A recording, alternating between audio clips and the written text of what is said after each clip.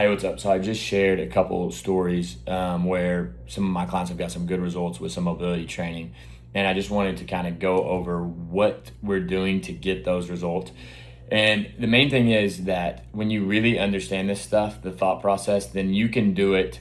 It doesn't have to just be stretching. Like you can do it with your strength training. This is stuff that I implement into my group training sessions as well, for my co-ed classes. So any this can be accomplished in any way, shape, or form with working out when you understand what we're trying to do. So first off, how we were able to accomplish these and the ones I just posted prior is the main goal is to change the tissue quality, right?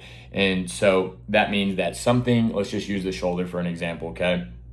Something is wrong with the shoulder, and we know that deep in there, that tissue quality is not good, right? Otherwise, that's why it's a bad shoulder. There's pain receptors, right? Type 4 receptors going on in there. So we're trying to change that receptor, those receptors, get more type 2, type 3 receptors going, and we're trying to remold that tissue over time. So what do we need to do that? Okay. When we know to open up range of motion, we need a lot more time under tension. Okay. Nobody got flexible stretching with a 10-second stretch, right? We need to set in the stretch, set in the stretch, and set in the stretch. So that just means that if I am trying to improve external rotation of the shoulder, then I'm going to need to spend time back here, right?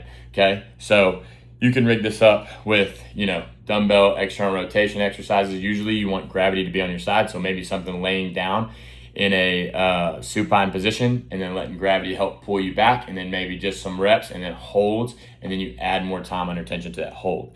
So that is going to be one, is time under tension. We also want to improve load capacity. So that's what I was talking about, adding more time.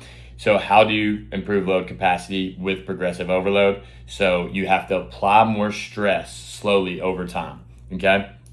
And so this can be done with longer isometrics, okay? So say you're using FRC system and you're doing what's called PELS and RELS, but it just means progressive angular isometric load, regressive angular isometric load, and pushing, having time under tension at that end range, right? In that stretch position, but also building strength by pushing this way and then also pushing this way.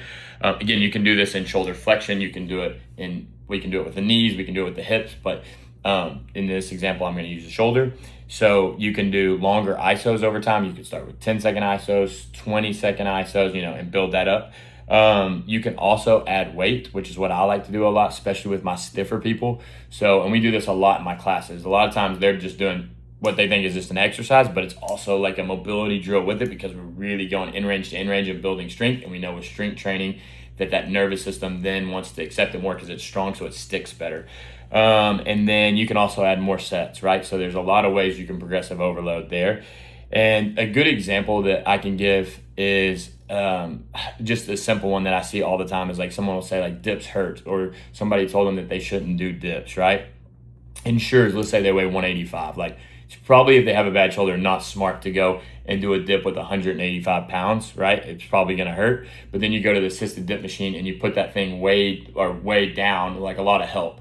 You take a lot of weight off, and then it's like you got to tell them to go full range of motion, so they go super deep in it. And I'm like, does that hurt? And 99% of the time they say no. Okay, so that's what I mean by tissue capacity. That is their capacity at in-range shoulder extension. We start there, and then we just slowly build a beast mode shoulder over time.